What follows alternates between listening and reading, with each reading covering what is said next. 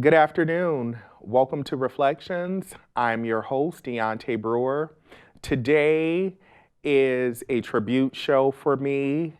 I will be reflecting on the life and legacy of my beloved grandmother, Lily Mae Russell Hudson. Thank you for watching. Thank you for your support.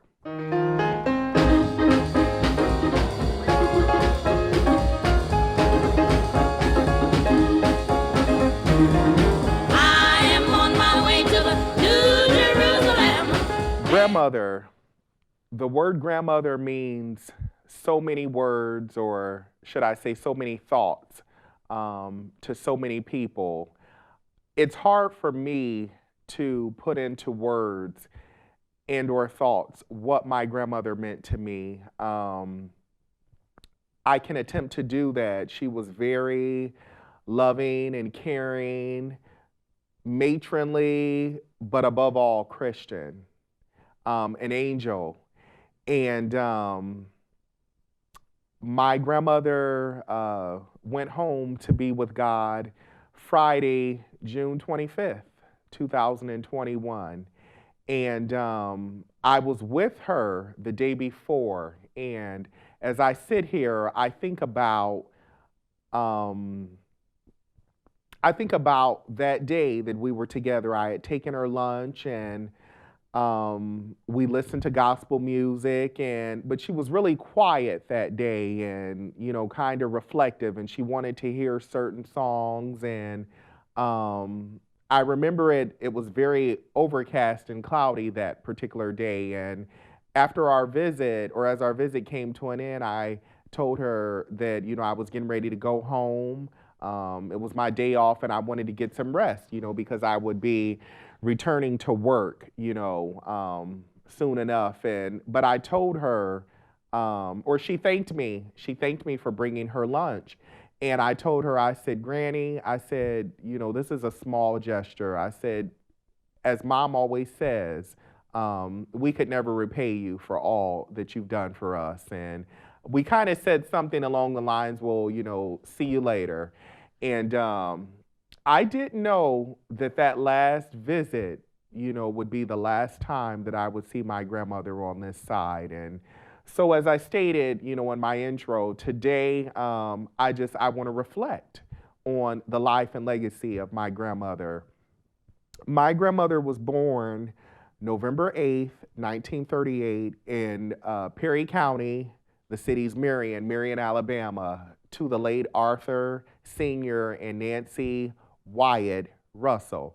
My grandmother was the fifth of 11 children. Yes, I said it, 11 children. She was the third daughter of six daughters, so right there in the middle. And from what she shared about her childhood, I know she loved her mother and father and her brothers and sisters. She was um, very active as a girl, always into something. And I remember her telling me she was like her grandfather was over visiting, and like she kept bothering him and irritating him, and he picked up something, and kind of threw it towards her because she just kept bothering him. And she would tell stories, of just running around and playing, and she was just active. She loved sports, and I mean, that was something her whole life. She loved sports. And so she grew up in Marion with her brothers and sisters and her parents. And sadly, her mother passed away at the age of 12. And so I can only imagine the loss of a parent to a child is very, very devastating. And so she began to help, raise her younger brothers and sisters. And my aunt, one of my aunts, the youngest daughter, upon at my grandmother's passing, she said that, my grandmother had, kind of in effect taken care of her whole life, because my grandmother, was very devoted, to her family, to her siblings, and to her immediate family. And so, My grandmother lost her mother at the age of 12, and then her father died several years later. She was about 19 when her father died, and so, um, while in Marion, and so she left Marion about the age of 20 or 21 and moved to here to Ohio. So my grandmother was in the second wave of the Great Migration. The Great Migration, the second wave occurred from 1940 to 1960, and many African Americans left the Deep South and settled up north for, employment opportunities and for better housing and, just a better way of life. And so my grandmother was in that second wave. She'd already had two sisters here, and she came here and stayed shortly with her eldest sister.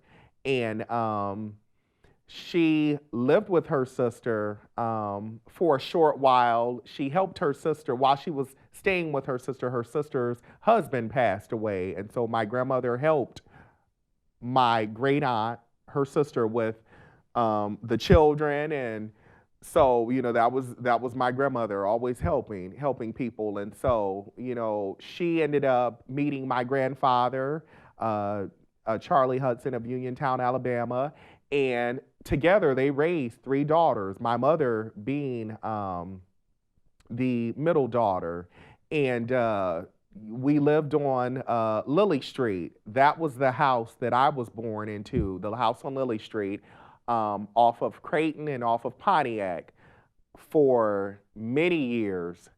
My grandparents moved into that house in 1968, and they left the home in 2000, I believe, 2000 and I think it was 14. But they, first moved into that house, and it was, a mixed neighborhood, Caucasians as well as African Americans. And over time, Caucasians started leaving the area. But my mother and her siblings just remember it being a happy time growing up. And those early years of my mother and my aunt's life. My grandmother was a stay-at-home mom. But then as my mother and her sisters got older, my grandmother began to work. And my grandmother's primary occupation was a cook, as a cook. And she worked at Crowhaven Nursing Home on Bowser Avenue for several years. She also worked at GTE, the telephone company, for several years. And then, Meyer, she worked at Meyer Grocery Store as a food demonstrator. And so, I mean, a cook was just the obvious occupation for my grandmother, because everybody that knew my grandmother knew that she could cook and bake.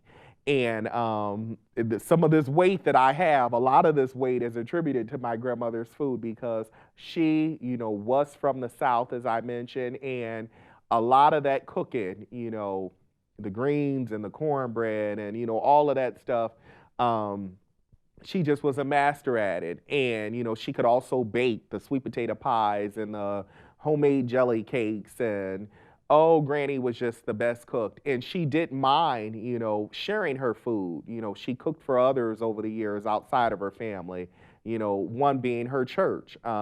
She, would cook, dishes for, dinners that her church had. And she was just the best cook. And she was such a good friend to people, and just a good aunt and mother and grandmother. And so, like I said, my mother and, her sisters grew up in the 60s and 70s. And by the time I came along, in 1981, my grandmother was starting to get, into middle age. And but she was still young. And church, that is one of my earliest memories of my grandmother, is church. I would go to church with her and my grandfather. My grandfather is still a member of Mount Olive Baptist Church here in Fort Wayne. And I would love getting up on Sundays going to church with my grandmother and grandfather. And my grandfather, being a deacon in the church, would sit in the front row, as is a tradition, in the Baptist church, or of the Baptist church. And so my grandmother, and I, you know, sat, several rows behind him. And I remember sitting there perched on my grandmother's lap, and as I got a little older, next to her, and she wouldn't let me move. I remember she would pinch me if I moved, and but I can just remember being there in church with her and my grandfather, and loving the music and hearing the word of God preached, and everyone knew I was her grandson, her oldest grandson, and we would leave church and greet the minister, and then we'd go home and have a delicious dinner, and come back to church. And my brother and I grew up in Florida with our parents. But every summer, up until I think we were about the age of 12, we would come back to Fort Wayne, and we would spend the whole summer with my grandmother and grandfather. And I mean, they would pull out all the stops. They'd take us out to eat and go-kart riding, and we'd have sleepovers with, other kids. And I mean, my grandmother was just such a nice lady. I mean, she kept enough, snacks and food and drinks, and we would share with the neighbors. And I can remember my grandfather had a satellite, and so we get all these stations that came in, and my grandmother would let my brother and I stay up late on the weekends, and her and my grandfather would fry whiting fish. They would go to Kroger and get whiting fish and fry it. And, that was our dinner, along with, whatever those greens. I'm sure it was greens and cornbread we had. And those were the happiest, amongst the happiest moments of my life. And, we would get up and go to church. And another distinct memory, I remember going to Red Lobster for the first time with my grandmother and grandfather and my brother. I was about 7, and I distinctly remember telling my grandfather to put on a nice suit, and my brother told my grandmother to put on a nice dress, and because we thought Red Lobster was so ritzy and fancy. And I remember ordering what was called a kitty cocktail, and the waitress was amazed that I knew, how to order and eloquently. And it was about $40, and that was a lot of money, for out to eat about 30 plus years ago. But that was just the kind of grandparents, and grandmother that, my grandmother was. She spoiled all of her grandchildren, immensely. And even this year, when I turned 40, I told her, by that time, that she didn't have to monetarily, give me money, but that if she could cook me something, for my birthday. And she always did. And one of the last things I remember her cooking was a turkey. I would get like a turkey at Thanksgiving, and I would save my turkey, and eat everybody else's, but save mine.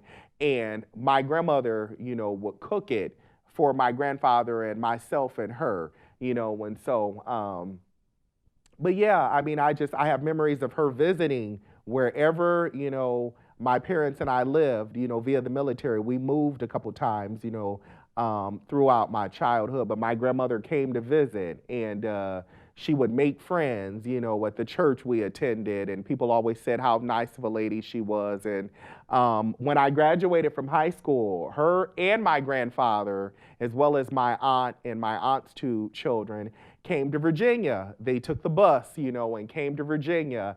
And I remember my mom, taking us all around. And my grandparents liked Virginia, and so I had a good grandmother. I am so blessed that, she was in my life. And I mean, I would go to her, when things bothered me, and, she would always just have the greatest advice, and the advice was stamped with the Word of God. And I miss that. I miss that, but then I miss just visiting and laughing and reminiscing and her she telling stories about her youth or we laughing at something, when um so I think, children, you appreciate your grandparents, not only for what they do for you, but the stories, that they pass down, and they got a certain age, for a reason, and um, as I became an adult, after I graduated from high school, I lived with my grandparents, for many years, and we enjoyed each other's company. We respected each other. Um, I always respected them, no matter how old I got, as my grandparents, my elders, and um, I would still go to them, and my grandmother. I cherished our time together. As I got older, her and I would go out to eat, or I would buy her something, and I started the tradition of taking her lunch. These last past several years on my days off, and it would be just her and I, because I wouldn't want to share my grandmother. I never liked to share her with other people, and I learned some of life's, greatest lessons, just talking to my grandmother. And yeah, those were great times. And so when I got the call on the 25th, that she had, just gone home to be with God, I was just in denial and disbelief, because I mean, you never think that the people closest to you are going to pass. You never want to fathom that. And um, she meant so much to me, and was so central in my life, under God and, of course, my mother and father and my siblings. My grandmother was a very central part of my life. And I just wanted her, just to be with me at all times. And although she got elderly and she moved a little slower, she still was tough. When she came to every function that my mother hosted at her home, and my grandmother hosted a lot of functions at her home too, but my grandmother was at everything.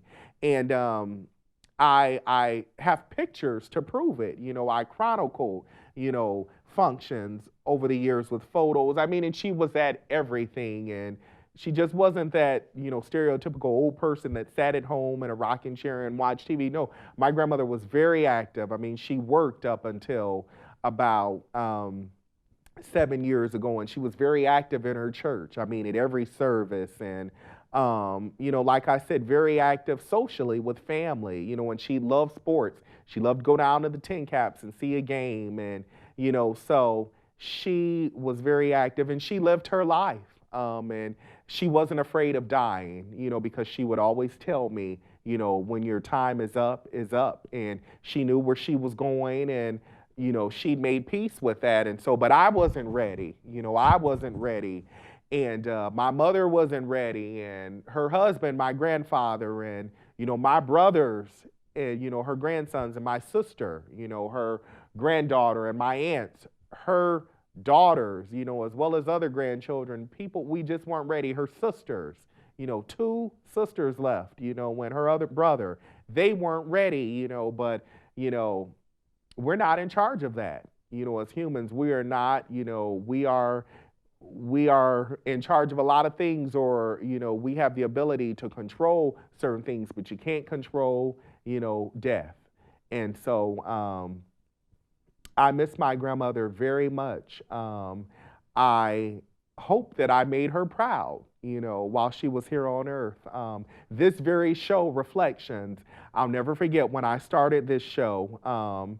I had a viewing party at her home, and she was so proud of me, and she remarked about, she remarked regarding my intelligence and how I knew, so many words, and how I could speak on so many different topics. She marveled at that, and she called people that she knew and told them to watch the show. When, I mean, she was amongst my biggest supporters, outside of my mom, and, and so, you know, she's with me every day. I don't even like to say she passed because she is still very much with me every day.